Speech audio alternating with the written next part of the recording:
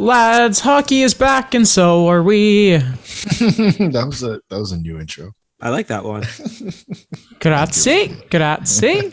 How are you guys? I am good. How are you? Feels like a lifetime ago. It was all three of us.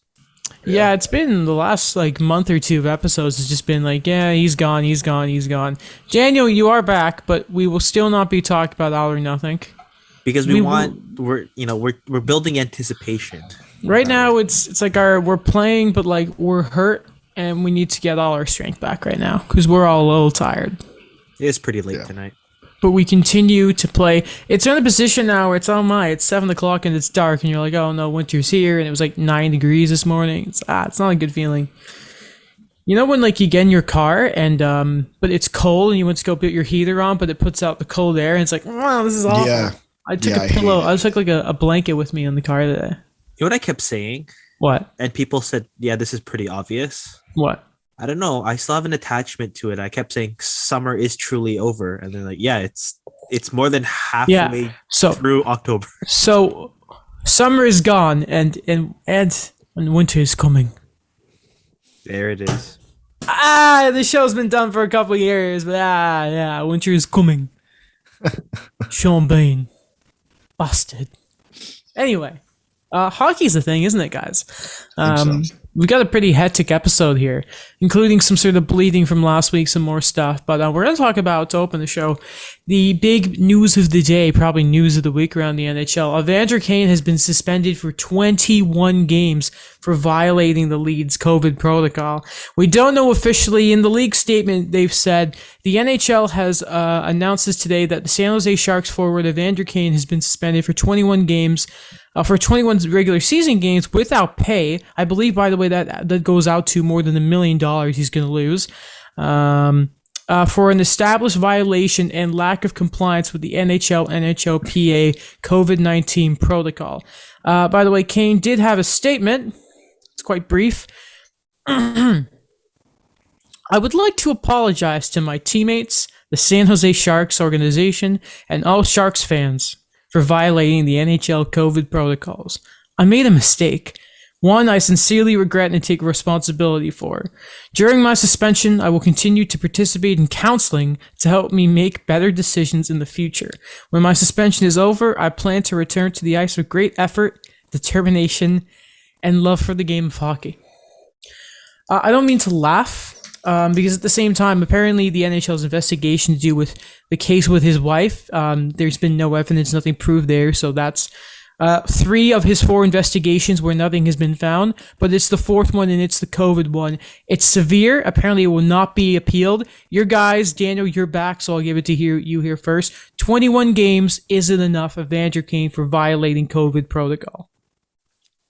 That's pretty sizable, and I think that what the NHL is trying to do, what they're trying to show with what was going on in other cases, I think this is really the example now. That's the standard of, okay, listen, if you're not going to follow the rules, then you're not going to play. And 21 games, when I first saw it, I assumed that, when they have the infographic where they just said 21 games, I assumed it was for something else.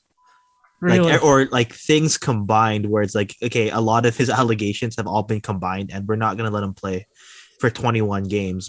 Or I think it was a team issue thing where it was something where it's okay, this is something detrimental to the team itself. You're going to stay away from the team, because that happens a lot where there's a player, and it happens a lot in the NBA, where there's a certain player and he does something, or there's something going on in his personal life that you allow him, you suspend him from the team indefinitely, or just don't show up. So I assumed it was like that, but yeah, I don't know. Shocking at first, but an example of, okay, the NHL's at least looking at what other leagues are doing when it comes to this. Alex, are you surprised by this? We have seen the NHL, probably of all the leagues in North America, period, have been probably the tightest when it comes to COVID and getting vaccinated for its players and staff. Yeah, they've weirdly been the strictest in terms of the restrictions. They're the only league not to ask for that exemption that the NBA and the MLB did. So it shouldn't come as a surprise to people. I just wanted to point out one thing from his, from what he said, is he wants to continue to get better. Was that what he said in the? Hold on. In his statement. So he says, I admit responsibility. I regret and take responsibility for it. Sincerely regret it. During my suspension, I will continue to participate in counseling to help me make better decisions. Yeah, that part. I think that's a really telling part in his statement, and I think now it's up to the PA and the league to make sure that happens. I think in my eyes more the PA, like, just because they're the players union, right?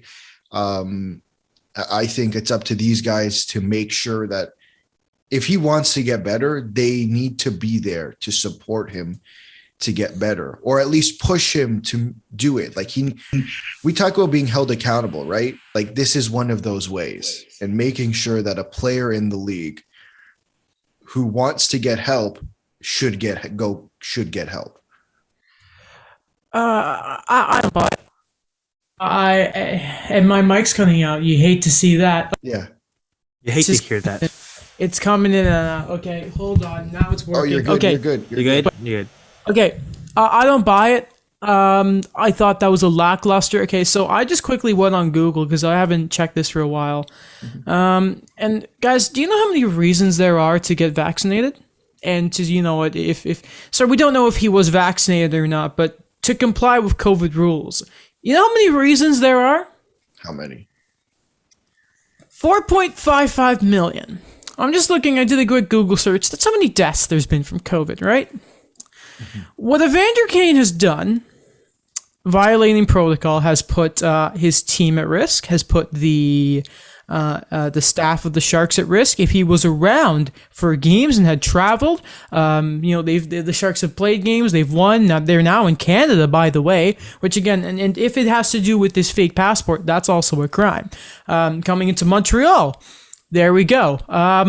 He put people's lives in danger, did Evander Kane. And I think 21 games is just not enough. Again, remember Rafi Torres for just getting too many suspensions, got a year? Yeah. It's like, okay, bye, buddy. Slava Voinov, to a point, for what he did is banned. Like, he is gone. What Evander Kane did is there's been so much stuff, and now that we have seen that there's some conclusion and investigation where he's violated the rules that this league has put in place, it is beyond disappointing. And I at this point, there is just no place in the league for him, in my opinion. I just don't think there's enough there. I think it's half-assed. And I'm not sorry about it, because I don't think Evander Kane is. I'm going to get counseling for violating COVID rules? Dude, we've been in the pandemic. We're not far off of 2 years now. I just, No, is that point you mentioned where it's interesting what's going to really happen, because 21 games is a lot. And, he already had a shaky relationship with a lot of his teammates. You don't really hate him. You don't know where his role is going to be. That's a lot of money still left on his contract, which he needs. Yeah. So there's a lot of factors there. Like, when I saw that he was losing about $1 million, like that's a lot that he really needs. He needs everything he can get. And I don't, like I've mentioned before in previous episodes, where this COVID thing is just another thing that is being added on to what's going on with him. And again, I know that the other cases right now have been dealt with, but it just keeps adding on to a point where not only I'm like, because I'm talking right now about what he's going to be for the Sharks, but if they were to somehow get out of his contract, or find cause to buy him out without a penalty, what's his future in the league? You know what? You're just kind of making me think, like, do the team suspend him when he gets back? Because remember the Caps did with Kuznetsov with the white powder video. One quick thing. I don't mean to go off your point here. I just did some math. So I did 1 million divided by 50,000, right? So, like, let's just say that you make $50,000.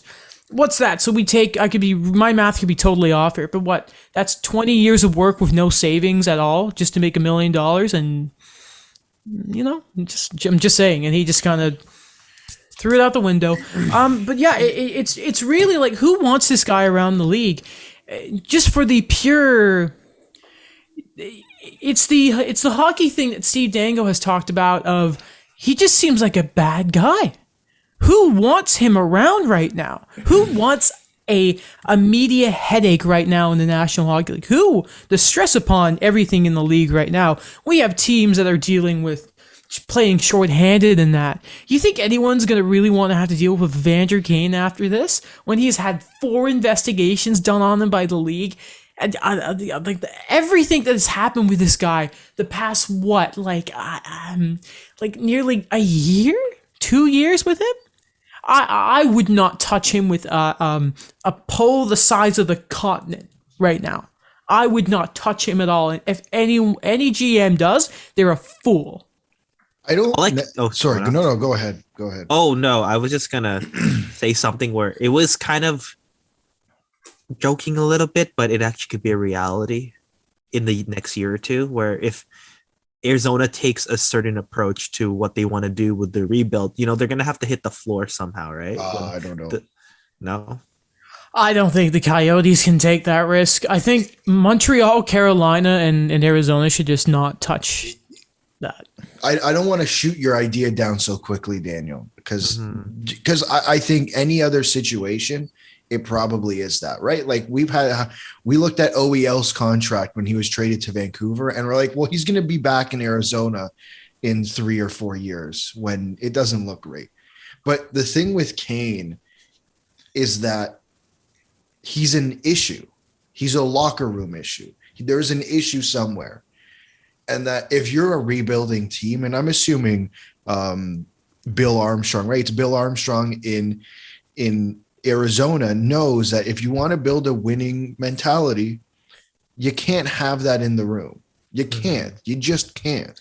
And I'm not saying, like, there was a list of moves in San Jose that were made that ruined the culture, that ruined the mentality there. Not that they won anything per se, right? Like, unfortunately, they did not win the Stanley Cup. They made moves to try to do that, and it tore everything down. And I think the point is that it's very sacred to have a winning mentality, to have the mentality of Boston or Tampa Bay or the 70s Canadians and the 80s Islanders, right? Those are the right decades, right? Yeah. Okay. Yeah. Like, it's a mentality that a lot of people just don't have.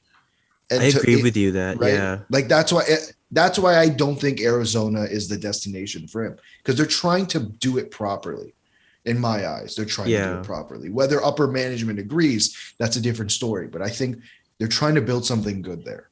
That's interesting, because I remember when the Evander Kane trade from Buffalo first happened, and we all were talking about how, okay, right situation, different culture, maybe he's going to settle down now. And I assumed that was the case because he performed so well right away after the deadline, and then they gave him that huge extension. Mm-hmm. Right. Yeah, just to add on to, or no worries. To talk about what you were saying there, Adam. I don't necessarily, like, I agree with the points. I just think, for me, if he's going to be in this league, if they couldn't find a way to, if they couldn't terminate his contract or make it void, or in whatever sense they would, I just think you got to make sure that he's not going to become a problem in the future, is my sense of thinking. Because it's like you said, what team wants to take this guy? His own team does not like him. That's all but been confirmed by the players, right? It's like everyone except Timo Meier for some reason. Yeah, like that's why I think it's on the PA and the NHL to make sure that he actually does what he says he's going to do, instead of saying, well, he said he's going to do it.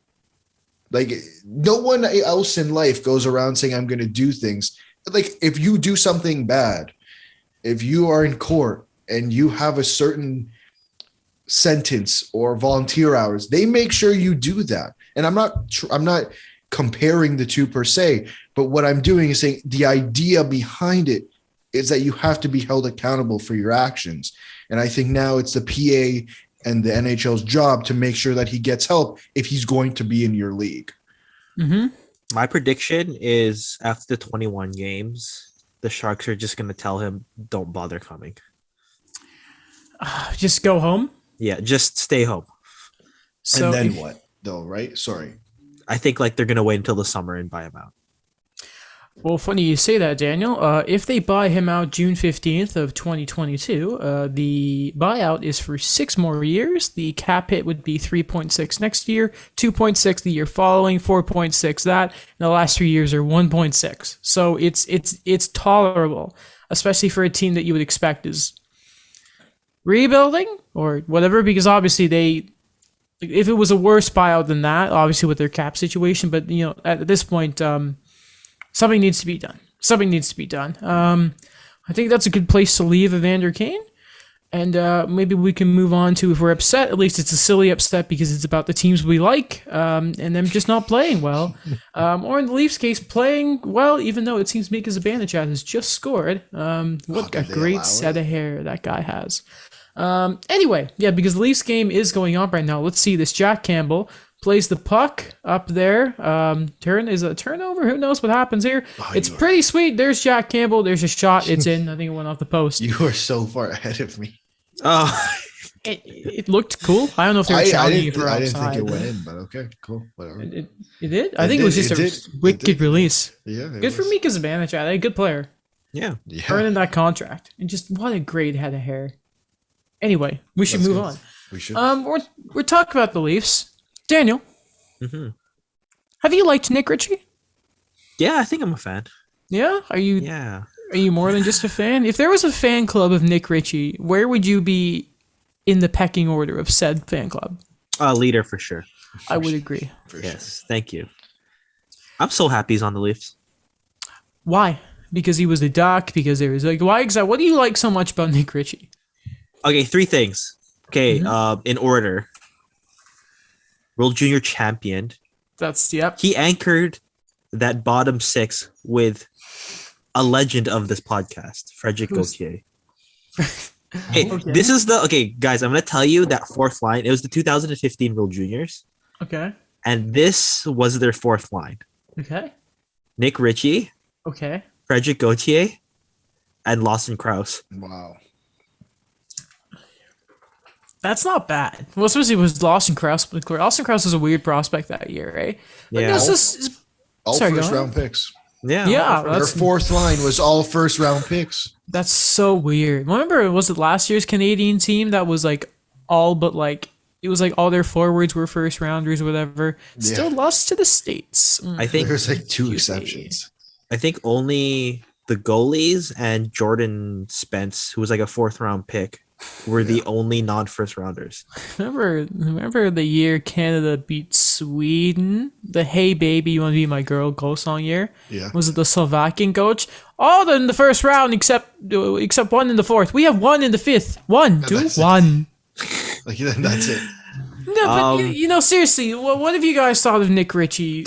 It's only 3 games and a little bit in now, but it's everyone's gonna have a microscope on whoever plays on that. Show the top line, top 6, period.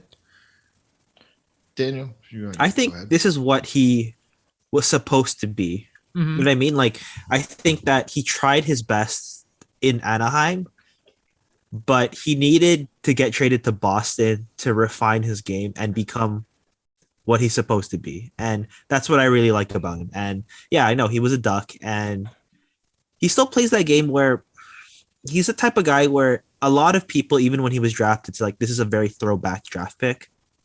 But he didn't just stay there. You saw that there was the intention for him to get better, that he wanted to improve his skating. He didn't want to just be that big guy. He didn't want to be what I would always call is those caution picks when you have a power forward, where it could go 2 ways, where you could get a Mark Stone out of it, or you're just going to get a guy that's going to become a bottom 6 grinder. And I think that he's working to not just be that. I mean, it's working out pretty well for him, isn't it? Yeah. Go ahead. No, I was just gonna say I think it needs what he needs to be for this team is a mix of both that bottom six grinder and that the what would you use to describe him? Crash the net. Crash the net type guy. Like you need a mix of both of that. That's what fits on that line with Matthews and Marner or whoever the other winger is, to be honest. And I don't know if I've necessarily seen that from him per se. Like I think there's still room for improvement. I think he needs to be more of crash the net guy, because that's what's going to help. And right now he's pointless in 3 games, which isn't the best, but like I'd prefer it to be better. Like I haven't seen standout qualities yet. Do you think it's different because Matthews and Marner, they're used to, I think, a different type of guy on the left side? Like Zach Hyman was more of that guy that digs, the guy that does the dirty stuff, and then Nick Ritchie's more of like that big body presence. But that's what I'm saying. Like he needs to be able to do both. And I think he can do both. Like he has the size. He has the size that Hyman per se didn't necessarily have. He is a bigger guy than Hyman. It isn't Marner's problem if someone can't play with him. That's the other guy's problem. Like it's Mitch Marner. Mitch Marner doesn't need to change anything about the way he plays for Nick Ritchie. No. So just correct me if I'm wrong, because I haven't seen the total lineups today, but last time I saw a certain Michael Bunting on the second line. Is that a thing tonight? That is a thing tonight. So they moved Kerfoot down to the third line, and Bunting up to the second line. So I don't want to be that guy, but I'm going to... Because if we talk about going to the net, who have we been seeing just completely doing that since game 1? Michael Bunting. I think it's been set in stone from the moment they signed him. He's working his way up there, and I think it's going to happen pretty soon if Ritchie doesn't start turning it on, honestly. Oh, for sure. I think I'm not entirely sure why they're not doing it tonight.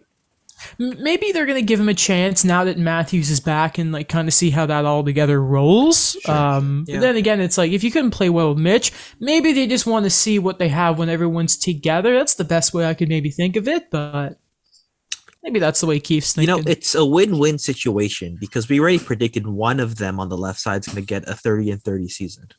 Exactly. Yeah. Exactly. We just don't know which one yet. We don't know. Not Precisely. Yet. It's Andre Kasha. No, I'm kidding. I mean, Michael Bunting has 2 points in 3 games, so give him he's in the call. scoring race. Yeah, he is. I didn't say it. I know who said that. We should probably a good story that's been around Toronto as well. I mean, like decent school, nothing special. Alex Bishop, great call, emergency signing. Imagine the e-bug from the goalie for universities. Now, correct me if I'm wrong. So he plays for U of T. But I want to say the last game he played, Alex Bishop. No, what school? I don't know that school. The one that doesn't matter. The one that's even though our school doesn't have a great reputation right now. You're not wearing a sweater right now. But you graduated from Ryerson. Yeah. Or if we can say it. Who knows anymore. But I just graduated. Exactly. So exactly. You gotta have like commitment to Ryerson at least. Anyway, but I'm pretty sure the last like university game that Alex Bishop had played wasn't a loss to Ryerson. I believe so. Yeah. Oh. I'm just saying, like maybe they picked the wrong goalie. I mean, it didn't matter because they won the game with Campbell, but that's probably mean to the second Sens game, obviously. But the reason he was playing though, great story, is because Peter Mrazek seems to be out. I think by now it's going to be 12-ish more days. Made an awkward save, I believe, was the end of the second period in that first game versus the Sens. By the way, I just want to point out, in that game against the Sens, the one where the Leafs almost came back and Campbell came in relief, I just wanted to say, holy cow, I thought he was really good. Like, coming into relief isn't always easy, and the saves that he was making was amazing. Yeah, man. He's looked pretty decent. Even that first game where the first 10 minutes were not great. Like he did have to come up a couple times and he has. Like I think what he's done so far is exactly what he's been asked to do. Yeah, and this is a situation now where I wanted to see him per se like try to solidify that starting position because I know that they were going to try to do that tandem situation, especially with the term and the money they gave Peter Mrazek. Mm-hmm. And I think Campbell has done amazing, because that was the one concern I had coming into the season. And I know it's still pretty early, but I just wanted to see, because this is actually the first time in his career as an NHLer that, he started on opening night. Yeah. That's crazy, eh? And especially when you look at this, it'll also be his first full season. Yeah. Trying to be a starter too. He's doing it. Now, unfortunately, as a result of Mrazek being hurt, they had to call up Alex Bishop. Funny that he was like, yeah, I couldn't sleep, so I studied. What a bro. In a way. But as a result, on an emergency call-up basis, Michael Hutchinson is back, guys. Yes, he is. He cannot go. He is always there. Well, now they bring up their fifth goalie, so that might be an issue. It's ridiculous. I'm just joking. It's ridiculous, Toronto fans. But yeah, he just cannot leave for whatever reason, which is he's a good AHL goalie. I'm sure he's great. He's a great guy for Ian Scott and Joseph Wall to be around. I'm sure he is. He must just be a really great guy. But sorry, going off of that, because the big story around Toronto for some reason was everyone kind of ripped Toronto because they didn't have the cap space to call up Michael Hutchinson. Mm-hmm. First off, what's kind of been in the background lately, the no taxi squad thing. Yeah. This season, and we've already kind of seen it affect a few teams, which was kind of odd. McKinnon seems to be trying his best to come back, but he keeps getting negatives. Alex, you pointed positives. Sorry, yeah, positives. Negatives. It was a negative for McKinnon. Yeah. Yes, it is. Yes. I wish. I don't mean to make a joke. I hope he's okay. Yeah, we hope he's okay. Considering I told my buddy to draft him with his third overall pick in his fantasy draft. So I also did that. But okay, I really have to go to the bathroom, unfortunately. Okay. So Alex, just go in here, because let's be quite frank here. Especially when Steve Simmons starts throwing up headlines, it's a bit in the ridiculous side. Oh, sorry, I really need to. That's okay. You also saw that piece. I thought I was the only one. I saw it. I love it. It's, how embarrassing it is. Just embarrassing. No, listen, man, I just think and I think you would agree with me on this, it's just ridiculous how we're having the same conversation over again about the cap. I don't see, I get it's an issue. I'm very well aware that the Leafs should, you think I'm happy that the Leafs had to sign a guy to an ATO? No, obviously not. That's ridiculous. Yeah. That's ridiculous. But I just feel that, everyone likes to say how biased this market is, but they're very easily against this market too. The same people. This is also happening in Colorado for similar reasons as well. Justin, the whole thing was Justin Hall was sick, so they needed to use Timothy Liljegren, but they couldn't put Justin Hall on LTIR or whatever because he wasn't COVID. He didn't have COVID. He was just sick. So they couldn't bring anybody up because no one else was going down. That's what happened here. And other teams are going through it. I mean, the Leafs could have played without a backup goalie. That's always that's the backup plan, right? That's essentially the backup plan. That's what happened in Colorado with a couple guys being out to injury, suspension, COVID, a mix of things, and they couldn't bring a guy up. It happened in Vegas multiple times last year. Do you remember the plethora of trades they made to get Alex Pietrangelo? Yeah. And they played with less than one guy, one guy down, more than enough last season where it's well, maybe there's an issue. Tampa Bay has Brent Seabrook on their books. When was the last time that guy played? 2-3 years ago?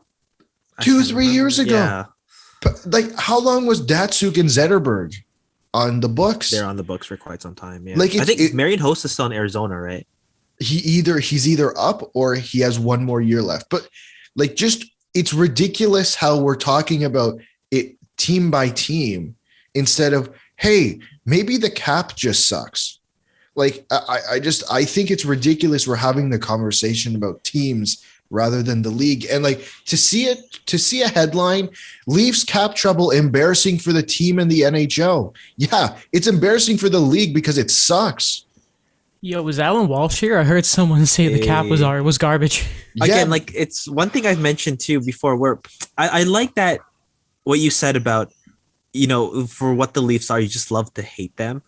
But that's the thing where I don't know, it's kind of like reminds me of the Dodgers, it reminds me of the Yankees, where I'm using an example of, there's no cap at all. But it's just that example where I don't know, it just you get the guys, they try to win, and then it's like the most mundane thing or something simple like this, what other teams are facing, you have to bring it up and say, oh yeah, look. I agree with everything you guys said. Yes. We're talking about the article. And the article, what article? Which one? The Steve Simmons one. I didn't even read it. Oh, I did read it. No, you're right. I did read it because I had to make sure that the guy who, the people who are complaining about it are the same people who say, well, like it's just so biased. It's like, well, you're leaving out important context in your articles. For some reason at my work, every day when you get there is they've delivered the Sun, which is like, oh great. And I remember the day after the Leafs Habs game, my boss just threw a paper on my desk because it was the whole like, oh hey, Habs lost obviously. And they opened, I just saw a Steve Simmons article. I realized it was the Sun. I just don't do it. I'm like, don't do this to me. He knew what he was doing. It was like that. Yeah, there was that. There was Tracos. I'm like, don't do this. So I'm just gonna say this. Even though I bet Alex said this, but obviously I did not hear it. I'm not even gonna look at cap friendly but you can probably guess that half the teams are extremely close to the cap and they're in garbage situations if they lost a player. So let's not even get into this. One thing I'd just like to point out. Go ahead. It's just, what would you want the alternative? Would you want Toronto to have an internal cap? Would you want either way, if you look at it, other people are going to criticize and say, hey, they're not spending to the cap. They're not serious about winning. I mean, hey, there's that. That's the thing with the Sens, right? Is hey, you don't spend money, so you're not trying. And we all have that sort of thing with the Sens, right? And we did talk about the Kachuk contract last episode. Yes, we did. That was a different situation, though. I know. It just came to my mind, though. But but it kind of messes with the perception of your market, right? Yeah. I think they had less than 9,000 people the last game. Oh, the Sens? Yeah. Well, did you see that? Funny enough, and we'll go back to the Leafs in a second here because we just want to talk about the start of the season before we go to the Montreal side of things. But the Laval Rockets home opener game, for those of you who don't know, that's Montreal's AHL team, outdrew the Sabres home opener by like 100 seats. It was hilarious. Didn't matter. Their fans got the last lap because they won the game, but I just thought that was really, really funny to mention. You know why? Why? Because a legend was born in Laval. Who is the legend specifically? Jose Theodore. Exactly. Yeah. By the way, the Sabres undefeated. How funny is that? As we expected. Everyone knew. Even though one was against Arizona, and you're like, God, no one watched that game. But going back to the Leafs, and Leafs Twitter got into a stir-up when Adam Wild was criticizing the way that the Leafs had lost to the Sens game 2 of the season. He made a really interesting point, which we can kind of talk about here, is that, it is sort of criticizing the Leafs basically they couldn't start on time, and then they just, by the time they put their foot on the gas, it was too late. They charged out, firing all cylinders in the third, and it just wasn't enough. And that has obviously been a knockback of the team since Babcock was a thing. Probably what his 20, yeah, that's a long, remember 2016? I don't know if Daniel has lagged out, by the way, because his face is just, he's gone. Okay, so we'll stall while he gets back in. But it's just been this sort of narrative where it's like, you can't criticize the team when they're 3 games in, but what Adam Wild sort of argues here is that it's still the Leafs, though. It's still this core. It's from game 1, it is the Sheldon Keefe line of Stanley Cup habits. And I think, if anyone took one thing from the All or Nothing documentary, it should be Stanley Cup habits. 3 words, 1 sentence. That's it. That's what this team needs. It needs to create. I thought that was evidently clear in 5 episodes. Mm-hmm. And I think we all, they came into this season saying how different it was going to be and how upset they were, and how rough of a summer it was. And then it's like, well, I get it's game 3, but like there's a difference. There's a difference between, just some bad luck and some rust and not having the same habits as before. And it just seems to me that 2 games in a row, they didn't have it. They didn't to start. They didn't have it. And I don't care if it's the first or second game of the season. The core is the same. The guys who were performing are new. Mm-hmm. The best guy on the ice on that first game was probably Michael Bunting, and not because he put up a point or whatever. It's because his ass was in front of the net every time he was on the ice. Mm-hmm. It is very fair to say. Now, I mean, we're even looking at this Rangers game, and obviously we're not having super close eyes on it right now because we're recording. But I think the Leafs had at least 2 power plays there. They go 0-for-2 on it, and this with Matthews back, that first unit should be firing all cylinders. They're losing by 1. Obviously, sometimes you just gotta look at the black and white of it. Yeah. That could be happening exactly right now. And there's a problem there. It is you don't win, forget just most games. You don't win in the playoffs by starting off in, 20 minutes into a game. And we saw that in every single one of the 7 games against Montreal. It was Montreal coming out of the gates all firing on all cylinders, and it was the Leafs playing catch up. And you know what? There were games where they caught up, but at the end it just wasn't enough. Everyone goes on about that Game 6 overtime game and Price stopping 14.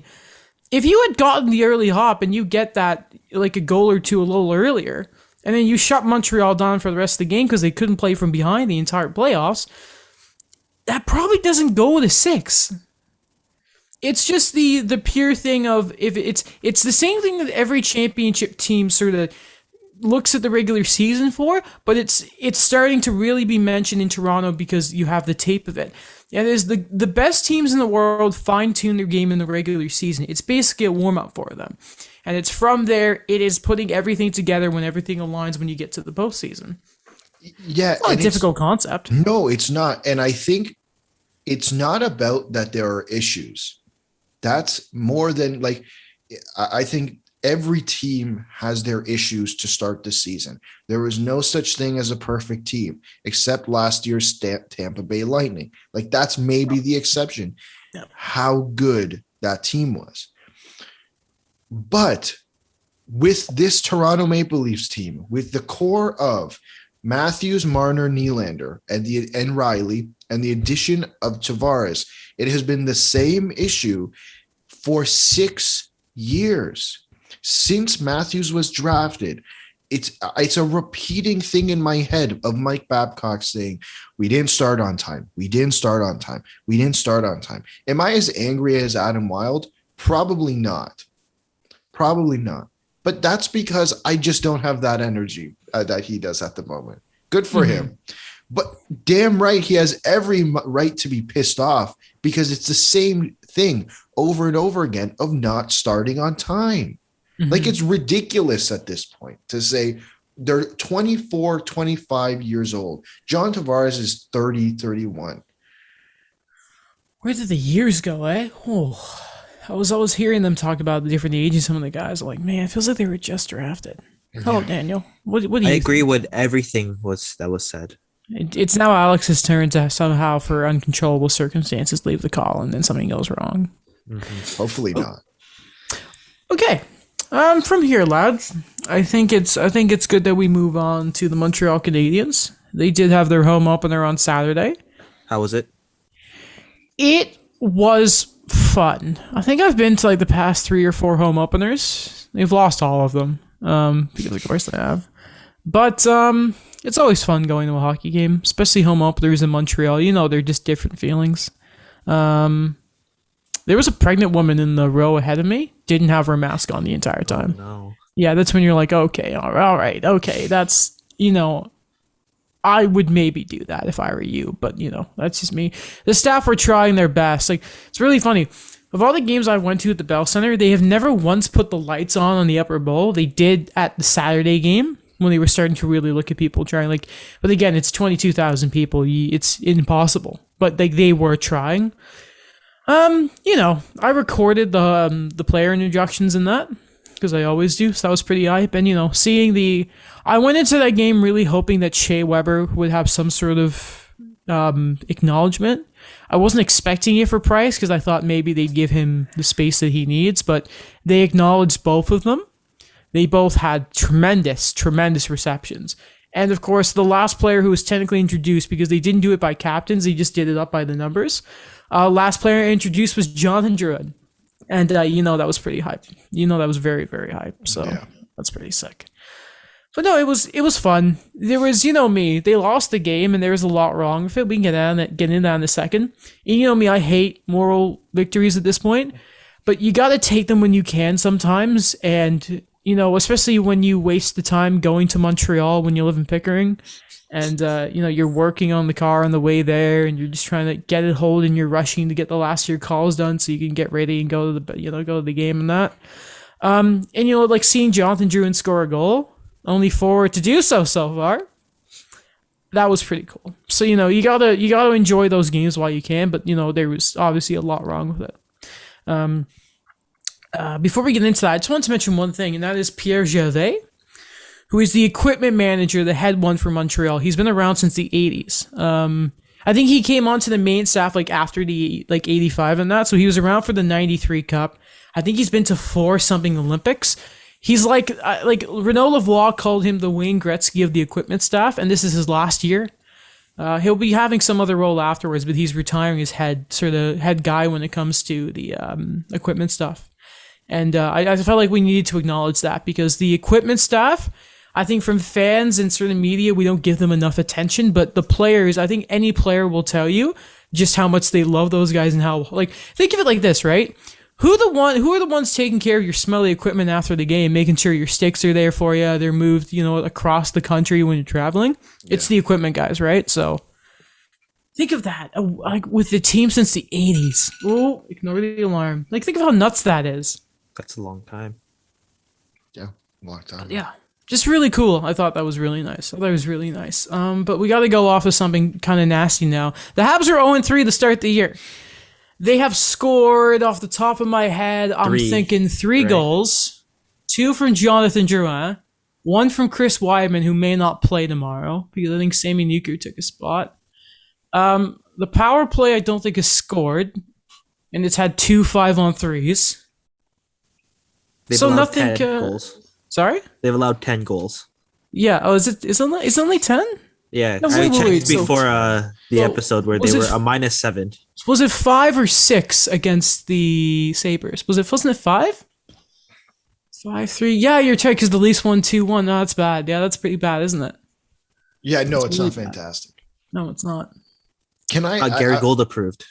No, I want to throw this idea your way because I heard it when I was listening to 32 Thoughts. They updated the logo. They Wow. did change the logo. It's very throwback. A little bit. It's nice. Friedman brought up the idea that obviously Price being away from the team, Weber being away from the team, right? Because I did read he's staying in BC. And losing Deneau, obviously to free agency, has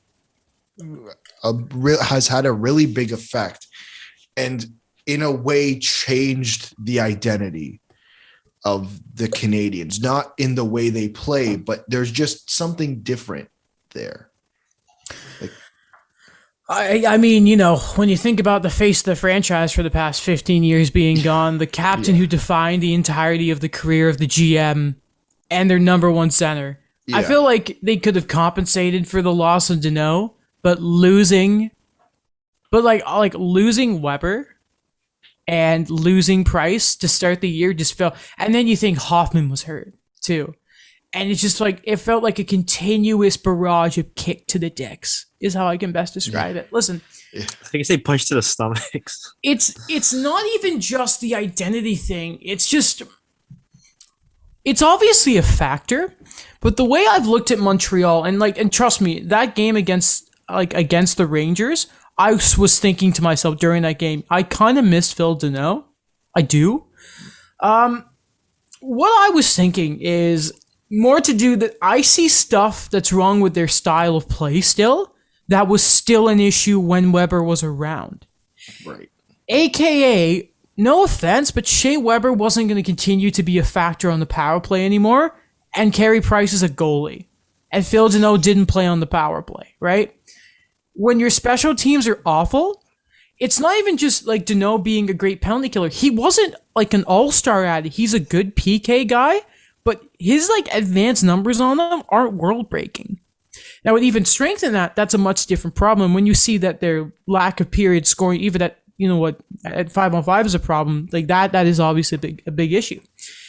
What I kind of see is all of a sudden is the way they just break out the zone is there's almost no one carrying the puck out. You're relying on passes. And I start kind of seeing that, okay, when there was about 2 minutes left in the game, I was like, okay, Jeff Petrie should not leave the ice, right? He obviously didn't. And you're thinking, okay, so who are the forwards that need to be out there? And I'm thinking Toffoli, Suzuki, Caulfield. We'll get to that in a second. There were still two defensemen out there with about 2-3 minutes left. The other one was Ben Sherratt, ahead of Brett Kulak. So I will remind you that David Savard and Ben Sherratt were still appearing. By the way, on that Lafreniere goal, who was the third man back?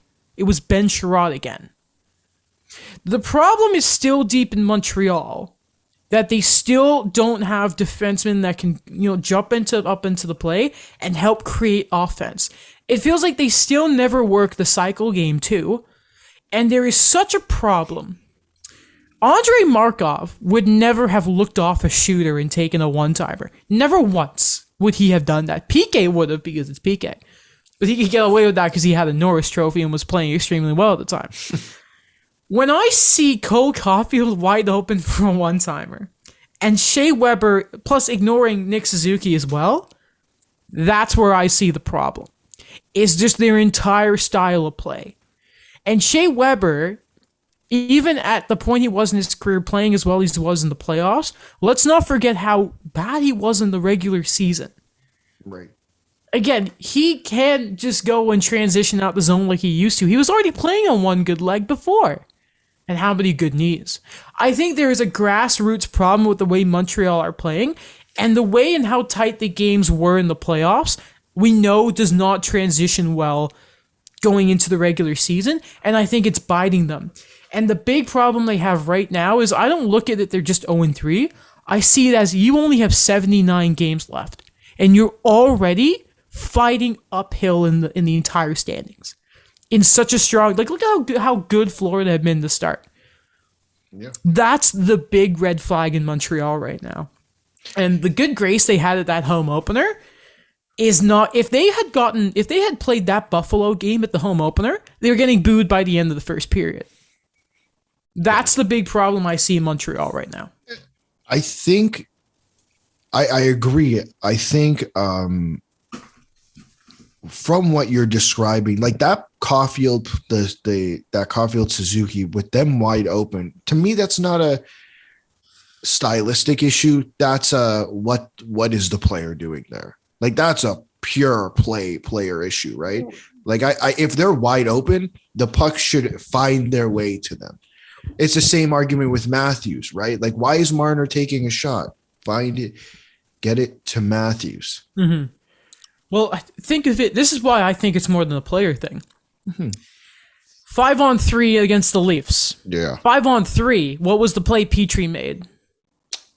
Taking the shot. Yeah, he took the shot. Yeah. It got blocked. Again, even when Weber it wasn't just Petrie. When Weber was still playing 5-on-3, won a couple of years ago against the Leafs. It was in overtime. It was a 4-on-3. What did they do? What was the play?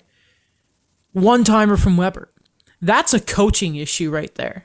For sure. But I think it goes both ways. Would you not argue that? Like, I get you have your set plays, but in the moment, you also have to be smarter than saying, well, we have to stick to the plays. Like, things you have to adapt. That's why I agree with you. Like, clearly this was an issue we've agreed on since episode 1 of this podcast, like all of us.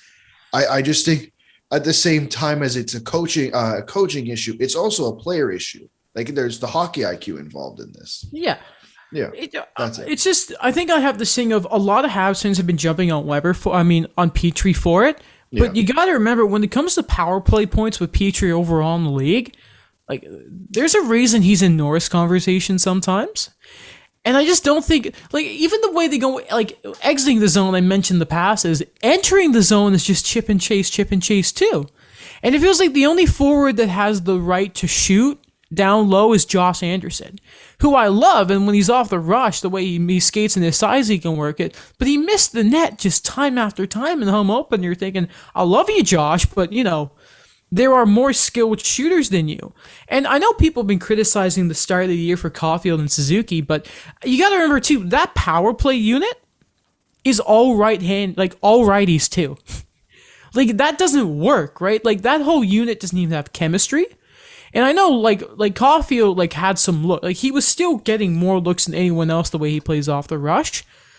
But I just think, like it just doesn't make any sense to me in principle how I think even if he's just a rookie, he is the most dangerous shooting threat on that team.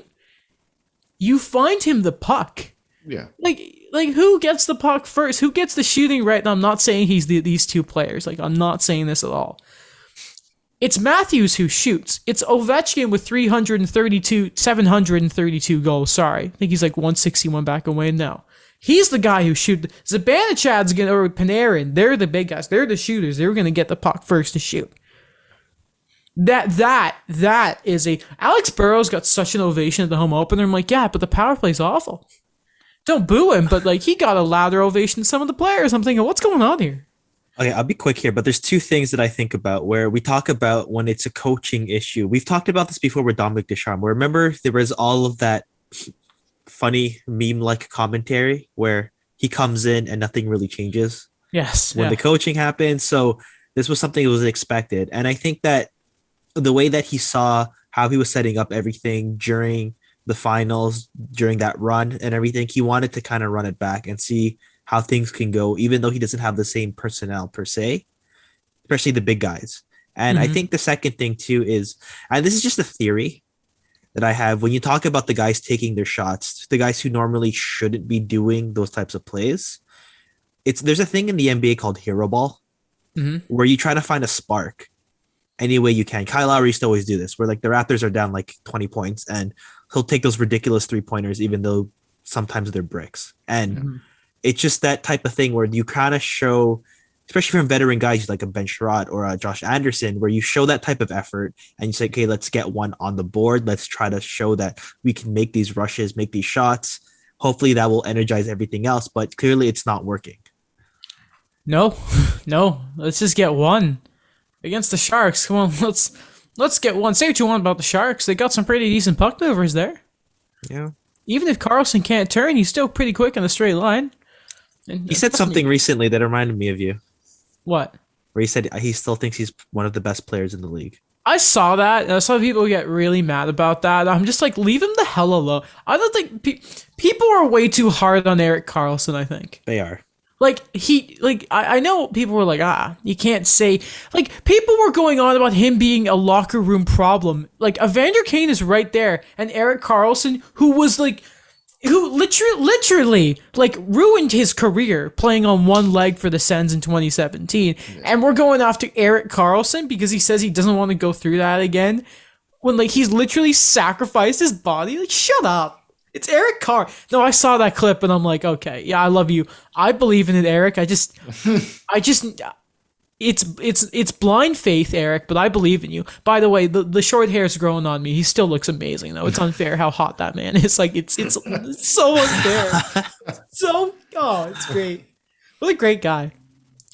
But yeah, I love him too. Beside that, game against the Sharks coming up. Hopefully they win. That'd be really nice. But knowing the Sharks is going to be like, oh, let's rally because Kane's awful. And then they win. And it's going to be embarrassing. Sharks are actually like, they're not that bad this year. Like, well, I mean, it's small sample size, but they've been okay. Speaking of small sample size, it may be small, but the Blackhawks are awful. Yeah. So you know what? I'll tell you guys what's something funny. So my friend Ethan, the guy who does like fantasy hockey, and he always asks me, what? Ethan Bear? No, not Ethan Bear. I wish. Cool guy. But no, my friend Ethan McKay, who's like, I'm basically his AGM for his fantasy league. He's like, hey, Fluge, like of these 3 goalies, who should I play and who should I sit on Saturday? And he has Grubauer, he has Swayman, and he has Jari. So before the game, I told him, okay, so Columbus just won against Arizona for the Kislenix game. They're high on emotion. Seattle can't score. Sit Grubauer. I believe in Swayman. Play him and play Jari because the Blackhawks are bad. What happened? Seattle lost in overtime. Boston beat Dallas. And then the Pittsburgh Penguins, like 5-0 after the first. And he just texted me and he's like, you're the man. I nailed it for him. I felt good about that. But the Blackhawks are just playing so awful. They have just, when Jack Johnson, we talked about this last episode, when Jack Johnson comes in with a wicked backhander, all respect due to you, and you get Marc-Andre Fleury chased in the first period, they cannot defend their way out of a paper bag. It is awful. It's as if like the work they did in the offseason just kind of crumbled, if I'm being honest. Like with the remember when they made all the moves, bringing in Jones, bringing in Fleury, there was someone who tweeted that they were Stanley Cup contenders. Stanley Cup contenders. They compared them to Tampa. Excuse me. This is their defense, by the way, and Daniel lagged out. We'll keep going. Seth Jones, Calvin DeHaan, Jake McCabe, Connor Murphy, Riley Stillman, and Eric Gustafson. So they brought him back. Oh yeah. Oh, so I know my mic cut out. So did you see the? So obviously you saw the Jack Hughes goal, right? I believe so. Yeah. So yeah, the one in overtime, and everyone was giving Kane crap because he didn't pick up a Jersey player, right? Which was totally deserved. He completely checked out on the play. You know who the defenseman was who was down and out trying to get a man and just blew it defensively? Was it Seth Jones? It was Eric. It was Eric Gustafson. Oh, okay. Eric Gustafson. Yeah. I thought you were going to say Seth Jones. I'm like, this guy he has been through a lot this last week. Seth Jones. Like, it's just not great. No, like that defense doesn't necessarily scream Stanley Cup contenders to me. Like I believe Jake McCabe is a good defenseman. I believe that it's a competent defense. Mm-hmm. We don't know what we really have from Riley. Like they don't know what they have from Riley Stillman yet. He's 23, but the rest is just meh, in my opinion. And then there's Seth Jones, where, well, you're kind of tied to this guy forever. His defensive game has never either been sort of his, oh my God, he's kind of one of those defense where it's like, I can log big minutes, but how many of those are defensively, like if you need him at like a goal in a pinch, Jones is good, even in this sort of, people see him in this deteriorized, in this sort of deteriorated form of his, like physically, like, but like he can still contribute offensively, he can still skate. But it's just it's like being as bad as Erik Karlsson is, as Erik Karlsson is now with that just ripped apart ankle of his. But Seth Jones is healthy now. Like I know he had COVID and he's still recovering. But should we take a pause just quickly for Daniel? Yes. Alex, we are back. Yeah. Unfortunately, it seems to be a throwback for a classic 201 episode because Daniel's internet has just completely taken him out. The good old days. Like Matt Cook did to Erik Karlsson back in the day. I hated Matt Cook, you know that? Oof. Yes. Okay, so what we can finish off quickly here. I want to talk about, we have a few things. First off, for Katie Gay, the first female ref in AHL history. So you know how there's been word about all those NHL refs that are retiring this year? Yes. I wonder if next year, because obviously I don't think you want to throw in a new referee, male or female, in the middle of an NHL season. Probably not. Especially one that is, around COVID and that. But I wouldn't be surprised if next year is when we finally see women officials in the NHL. I was just quickly thinking about that. Yeah, probably. I mean, wouldn't be surprised. I believe it's 4 referees are retiring. 4 referees / linesmen are retiring at the end of the year. So, we saw one in the WHL, the OHL, and now the AHL. So there are women coming up. It's pretty cool to see. Again, it's not hard. And again, hopefully they call the book. By the way, shout out to how the cross-checking thing is sort of already out the way. Sorry. How some cross-checking calls are already like, we don't care anymore. Yeah, that really took a while. That took about 2 weeks. Oh. I keep hitting mute. No, not even. Didn't the season start last Tuesday? Yeah, but plus preseason. I mean, I think they talked about it before preseason. So, okay, great. Fantastic. Isn't that fun? Okay, well, so we'll finish with this. Again, next episode, we should talk about a few different things here. AKA, we're going to talk about John Klingberg, Mark Giordano being named captain of Seattle and what that might do. We'll save Kovalchuk being the GM of Team Russia. That's pretty funny. Same with Pulak and Ekholm, but we're going to finish off today here with Alex. Is as we now know, Charlie McAvoy has extended with the Bruins. Next year, the contract kicks in. I believe it's 8 years, and it's 9.5 is the AAV, correct? That is correct. Okay, so what I want to kind of go off here is, now you were not here the last time we did this, is I want to quickly look at, instead of top 15, I am going to show you the top, get this, the top 10 highest paid defensemen in the league, but we're going to look at it for it next year. Are you ready for this? Sure. Because you got to admit, this is pretty nuts, the way contracts are looking up. While I'm getting this up, because I've just realized that I closed it by accident, what have these last few contracts made you think when it comes to Morgan Riley? I don't think it's changed my opinion on the Morgan Riley contract. I think these are young Norris contending defensemen who are signing. With the except, like I said, I think we had this discussion last episode. I take Makar, Hughes, and McAvoy. I put them in a box, and I say these are the guys who are going to be contending for a Norris for years to come. Mm-hmm. Once Hedman and the likes of him, that caliber of elite talent, decides to retire or start to drop off, these are the guys who are going to replace him, as well as Adam Fox. I realized I forgot Adam Fox, who won the Norris last year. Like the 4 of them, we will see. We'll see what Fox's contract looks like, by the way, next year. That's going to be a big ticket. A big one. Jones, Werenski, and Darnell Nurse I don't put them in the same box as I think they're vastly overpaid, if I'm being honest. Sorry, say those names again. I heard Nurse. Werenski, Jones, and Darnell Nurse. Those 3 guys that got paid this summer. Would you not argue they are vastly overpaid?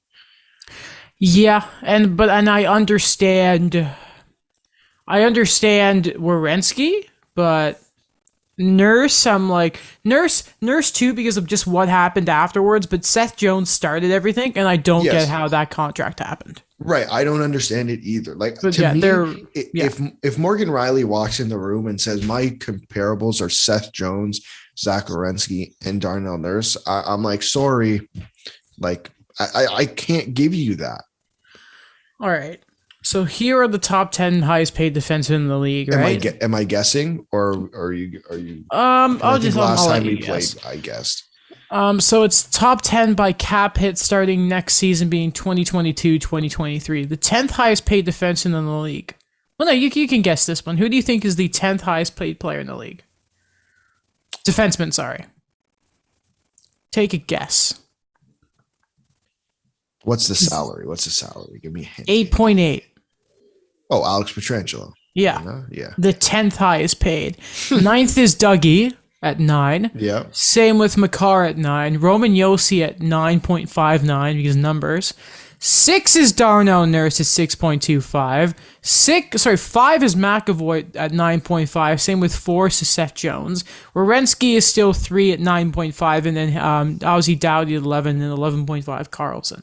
So again, Hamilton and Pietrangelo, probably the most of your impressive right side of Team Canada, are 9 and 10. Heiskanen's 11. Here's what really makes me mad. Hughes is 19. Ekblad is 21st. McDonough is 25th. And Victor Hedman is 17th at 7.875. Yeah, there's multiple defensemen on that list that are missing, for sure.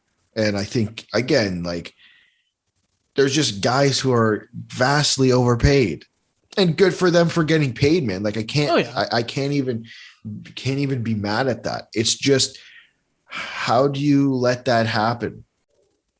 There's not a consensus among GM. Like, do you think Seth Jones would have got 9.5 if he hit the open market? I don't see how. Because if there were other defensemen setting the market, because if that deal doesn't happen, maybe the Oilers don't go 8 years with Darnell Nurse and they do the other term they were talking about, because apparently that was kind of late. Werenski, I doubt, gets that much, because obviously he would go off of, okay, so the guy who just left got that, I want this and a little bit of spare change afterwards.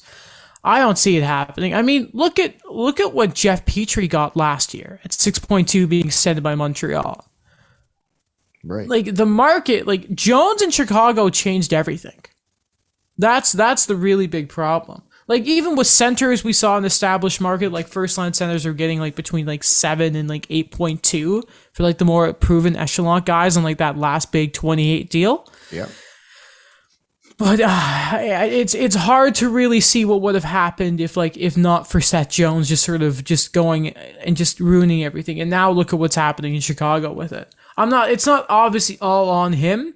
I think you've also all of a sudden got a coach who so far hasn't dealt with much expectation for a winning team with Jeremy Colleton. Again, I'm not saying it's all his fault. And if for some reason the play is to trade Strome, it's just one of those things where, like, is that it? Like, maybe at the deadline, if there's an issue, maybe, but is this going to be like the American Thanksgiving deadline that normally happens? Or, you know what I mean? There's just a lot of sort of confusing stuff there. Yeah, we really went off the topic of Charlie McAvoy's contract. Well, I mean, it's just, what can we say? I think it's a fair deal. I think it's a fair deal. Do you think, and I'm stealing this from somewhere, from probably Jeff Merrick's show or 32 Thoughts, but they were talking about how does it change the pay structure of Boston? Okay, all right. I'm getting so sick of this narrative, by the way. Because we both know this. Marchand didn't take less. No, he didn't. He signed the same deal as, like, Goudreau and McKinnon did at the same time, okay? Bergeron's contract, when did he even sign that thing? Forever ago. It's such bullcrap. Pasternak, no, but it's the mentality. But Pasternak had a good season. Pasternak. But he wasn't won the Rocket Richard Pasternak. He was like, the comparable was Eis Nylander. He had 80 points in the year he signed the contract. The year 1 second. I can't do it. He had 70 points in 75 games. That's almost point a game. Yeah, what was it? What's the cap hit again? Like 6.6. 6.6. Yeah, so think of it like that. How many goals did he have that year? He had 34. Yeah, so before that, a 40-goal scoring winger with Vlad Tarasenko was like 7.5. So maybe it was a bit less, but that was before the Pasternak-Bergeron line became a thing. If we want to say Pasternak, sure, the rest of them did not take them. I refuse to believe that. I refuse to believe it. Now, does it kind of say to the rest of Boston? Maybe, yeah, but at this point, I mean, who on the Bruins is going to command super money now? Especially because, you know, they're like, if they need a core guy signed, I mean, at this point, it's like no one else is there right now. No, because like, let's be honest, like, wait, how much longer does Pasternak have on his deal? This year and next year. Really? Yeah. But so think of it like this, though. Next year, well, now Krejci's money is going to be gone. Well, no, sorry, he is because he no. was a UFA.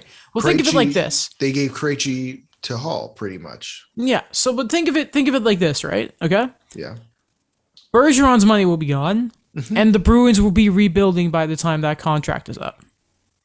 Because in 2 more years, Bergeron will be gone, or he will no longer be Patrice Bergeron. Like, that is a fact. Sure. And by then, like the moment, not to mention Brad Marchand's what, 32 now? Yeah. Brad Martin, 33. And the moment Pat falls off, they're screwed. So like by then, I doubt Pasternak's going to be a problem, especially because he's like, I played the game for free. Because remember that whole dumb narrative when he's like, this, but he still took all the money in the world. Yeah. Like I just don't really buy it with the Bruins. I think it's kind of a sold narrative when everyone's like, yeah, like Bergeron signed. Can you please look at when Patrice Bergeron signed that contract? Because what is it, like 7 million? Not even, is it like 6.875. 6.87. 8 years. It was an 8-year contract. This is its last year. So dude.